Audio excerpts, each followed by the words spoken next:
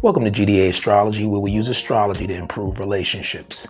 Now today, we're going to talk about frequently asked questions. I'm going to answer about 5 questions that's frequently asked in astrology. So today, the first question is this: how important is knowing your time of birth for a chart?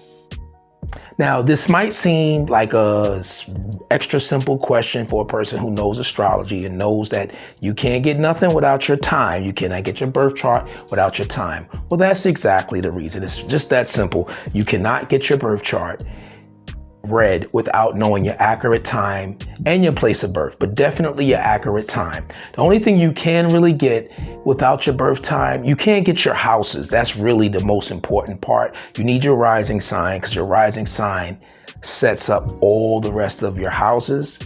So that's why it's important to get your birth chart time. But without that, like, you could just get your moon. You could just get your moon. You could use your date of birth and your, you don't need your time to usually get the moon unless the moon was changing. If it was changing at that time, you're going to need your exact time of birth. But for the most part, you need your time of birth to actually get your birth chart read, to actually get your rising sign, which is your first house, and it sets all the other houses up. And speaking of rising sign, boom, that is the second question. I said, boom. This is the second question. So this is the second question. The second question is, what is the ascendant or rising sign? This is perfect because I was just talking about that. The ascendant and the rising sign is the sign that was in the house when you were born. Like the sign on the cusp of the house when you were born, in the first house. Whatever sign is there in that first house, that is your rising sign. I'll give you one example. I'm an Aquarius rising, and that's the first house. Aquarius is my first house. My second house is Pisces. You get it? My third house is Aries. My fourth house is Taurus. You see how it goes? It's following that. If, for example, if your rising sign is, say, Leo, that means that's your first house. Your second house is going to be Virgo. Your third house is going to be the next sign, Libra. So, and it means a lot because each, the sign on the cusp of the house flavors the house. You know, it's almost like a substitute teacher. When it comes into the house, for example, like let's say Aquarius comes into the first house. Okay, this is the Aries house. The first house belongs to Aries in astrology, the first house. So Aquarius comes into the first house. Hey guys, I'm the teacher today. All right. So, and the thing is that what the Aquarius has to carry out is the things of the first house, which is the house of self. So it's going to be a lot of that in the personality. It's going to be, that's the house of self. So it has to carry out that, but it's going to carry out that in Aquarius way. You get what I'm saying? So whatever, it's like you're teaching the class, you're the substitute teacher, right? You're the substitute teacher and you have to teach the game plan, the program that's already there, but you're not going to teach the like the last teacher. You're just going to teach the game plan that the last teacher had in your own way. That's the best way I could put it. I hope I didn't confuse anybody about that. So let's move on to and again, the ascendant rising sign sets all of your houses. That's why it's so important. It's basically the story of your life. Yes, a few times, more than a few, hopefully. Okay, number 3, how does astrology relate to personality traits? That's an excellent one. First of all, understand, to know about your personality, you have to first look at your first house. What's in that house? That's your ascendant. That's what people see you when they see you, you're your ascendant. You know, when I see people, I'm an Aquarius rising. When I see them, I'm just like an Aquarius to them. You know, I'm loving being around groups and people and communicating and making new friends and all of that. I'm just like that, open, liberal, free, stubborn. Yes. So your personality traits are in the first house, but that's not the only house. See, your first house is how you appear to people. You don't really have a choice in that matter. That's how you appear to people. But let's take it to the 10th house. When we go to the 10th house, that's the highest house. That's your public face. That's the face that you want the people see you as. So when you're being like, when you walk down the street, you're being your rising. You have no choice. You cannot fake that. That is your clothes. That's like your skin. You can't fake that. But the image that you want to put out into the world is the 10th house. So that's dope, because if you look in the 10th house and you look at that sign there, or you look at planets in there, those are the things that you want the world to see. So that's why the 10th house is the career house. Now there's other things that determine your personality. Of course, your sun sign. Also, where is your sun? If your sun sign is in, let me see. Oh no, I ain't gonna say the 5th house, that's Leo, right? All right, yeah. Say your sun, not your sun sign, your sun, the planet, the sun, the star, the sun. Say the sun is in the 5th house. That's the Leo's house, right? But the person's sign is Virgo. He's gonna have a lot of Leo tendencies. He's gonna almost act and behave at times like a Leo, or he's gonna resonate with Leo energy as well. So things like that, that's how it affects your personality. Also, your moon sign highly affects your personality, but it's from inward. And I will talk about that. That's subconsciously how it affects your outside. Because basically your sun has to satisfy your moon. That's how the rules go. Your moon is your wants and needs, and your sun is basically the application of your moon, like getting what you need. You know what I'm saying? I need this, and this is how I'm gonna get it. Okay? So, question number 4. Can astrology help in understanding relationships? Wow. I'm only saying wow because I love the question, because basically that's my tagline. You know, that's what I say. I always say, welcome to gdaastrology, where we use astrology to improve relationships. Yes, it can. Because the reason why it can improve relationships is because there's a few words. One of them is awareness. Awareness. Awareness of yourself, of your being, of your good side, your bad side, your dark side, your light side, like literally understanding how this works. Understanding how this works. Understanding how this works. Astrology goes all the way deep, literally down into phenotypes and bodies and things like that. And I've studied that and I know that. I don't get into that. I'll get into that personally with people I know, or even people I meet, or people I do readings for. I'll do that, but I don't really do it on the internet because it's deep. You really have to go through the rabbit hole in it. You know what I'm saying? So, but now, understanding relationships. Of course, we got to look to the 7th house. Well, let me just tell you something about me. Again, you know, I have Mercury in the 7th house. I have Mercury in the 7th house. And what's so crazy about that is that I really love communicating with people. I really like hanging out with people. I love being around people. And I really discovered that, I'm not even gonna lie, I really discovered that during the pandemic. During the pandemic, I realized I couldn't even get on the train. I couldn't go anywhere. And I'm sitting in my house. I'm like, damn. Hear the song? That's how I felt like. You know what I'm saying? I'm sitting in my house and I'm like, yo, damn, I miss people. Shit. I miss people.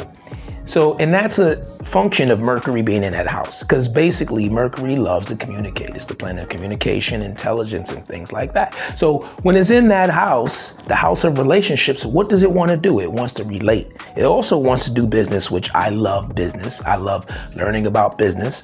I love learning about relationships and everything that's in the 7th house as far as learning, right? And I learn from the people I'm around. That's because Mercury is in that house, and that's the house of relationships. So I think anybody and everybody needs to always check what's in that house.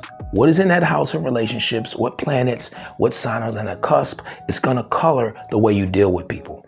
It's gonna show you how to deal with people. So you look for the sign on the cusp, you look for the planets in the house of the cusp.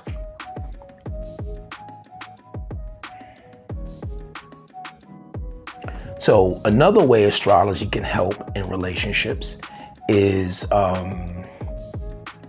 awareness of your partner, awareness of yourself.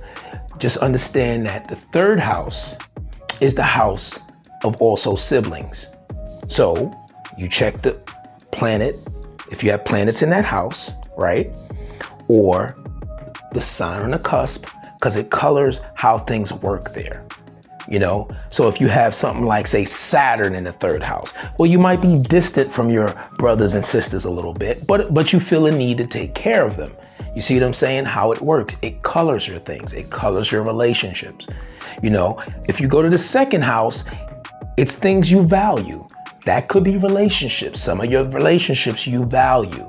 So there's things, so once you know your chart and you get your birth chart read and you know exactly where everything is at, you'll know yourself innately. You'll know yourself in a way where you can deal with people and you understand. Like, I know I'm stubborn. I know I'm a stubborn person. I'm immovable at times. So I understand that. So I've worked on that. I've worked on being more open, more understanding, more open to try something. Take a leap. Don't even think about it. You know what I'm saying? So once you are aware, and that's why I like to do astrology, because I believe astrology is for awareness, like to be aware of everything. Like, I'm not gonna say we video games, but just imagine you was a video game, right? You got the instructions. You got, hey, for this particular fingerprint, this particular person, these are the instructions. This is who this person is. This is how this person acts. This is what this person wants. This is what this person wants. Literally, you can find all of that in astrology, no lie. I found all of that. You know what I'm saying? So you use that. Okay, let me see the next question. You use that to help you in your life going forward. Let me see the next question. Can astrology be used for career guidance? Absolutely. Now, the funny thing is, a lot of people will hate on that. Like, oh, don't listen. You always do your research. I'm not saying if you have Pisces midheaven that, and you feel like, oh, I want to be a musician or something like that because Pisces in the midheaven, or I want to go out and heal the world, or I want to, the things that Pisces like to do. You still got to do your research. You still got to go and get a teacher. You still should get advice from professionals. But I would say this, what astrology can do is lead you in the right direction. It can put you in the pool. For me, it's more than the right direction because I've really been studying this for many, many years and I have full trust in it. But for somebody who doesn't, and even with all of the trust and all the reading and studying I've done, I still will seek out a professional because I need more opinions on top of that, more opinions on top of that, more opinions on top of that, facts on top of that. You got to do all of that because it's your life. It's your life. But astrology, yes, it definitely can be used as, you can use it as career guidance. I have done it. I've done it. That's why I'm doing astrology now. That's exactly why I'm doing astrology now. That's so funny. Why? I'm going to tell you again. Well, I don't know if I said it before, but I have the sun in the 8th house. I have the sun in the 8th house. Also, it's conjunct Pluto. Pluto's not a planet no more. Well, it's conjunct Pluto. And that's not the only placement. I have Scorpio in the midheaven. So I'm not going to say no more. I think you already know because I said Aquarius rising. So what I'm saying is, I studied it. I read, I studied. I was like, yo, I've been studying occult sciences. Like, I've just been fascinated from a young age reading this stuff. All kinds, because I know numerology, palmistry. I just was into it. It's just curious, But then I really got deeper into astrology, right? And the funny thing is I started getting into astrology and I'm reading about myself and it said that I would love astrology. You see what I'm saying? It literally told me, yeah, you're doing what we thought you would do. So as I kept on studying it and as I kept on studying it, I started using it as a guide. Of course, I ask, and make sure I'm going in the right direction, but I have used it as a guide. I've used it for my attitude. I've used it to understand my own negative issues. I've used it to understand my strengths, to know where my strengths are, to understand my triggers. Literally, you can find all of that in your birth chart. You can find all of that in your birth chart. You know, it's just crazy. That's all I gotta say. And that's why I'm doing this. I mean, literally, I'm doing this now. People might look at this and be like, yo, he's doing this now. Yeah, I'm doing it now because everybody who knows me knows this is what I do. I had ex-girlfriends call me and ask me about astrology. And I always, so again, yes, it could be with career guidance. I have used it. I've also used it, and this is just an extra add-on. I've used it to become a better person. I've used it because certain things actually, what you might find out in astrology is certain things are inside of you. Some things are there and you're just not using them. You're not using what you actually have. You're making it dormant. You just like intuition. If you don't use your intuition when you hear it or when you get a gut feeling and you keep ignoring it, then that's gonna be a habit. Like you're not, unless it's serious danger, you're not gonna feel that gut. But anyway, just want to come in here and answer a few questions. Every Thursday, I'm gonna do this. Send your emails. Please hit the likes button, gdaastrology. If you want your birth chart read, there will be a link in the description to Snip Feed, and you can get your birth chart read that way on a Zoom, face to face. We would talk live, no print, no readout, none of that stuff. Literally talk, and then keep in touch and make sure that we're going down the right path. That's how I like to do it. This is not a joke to me. This is something that I'm really trying to give to the people and help heal, because it has helped me in a lot of different areas. So this has been gdaastrology, and I just want to say peace and love to everybody.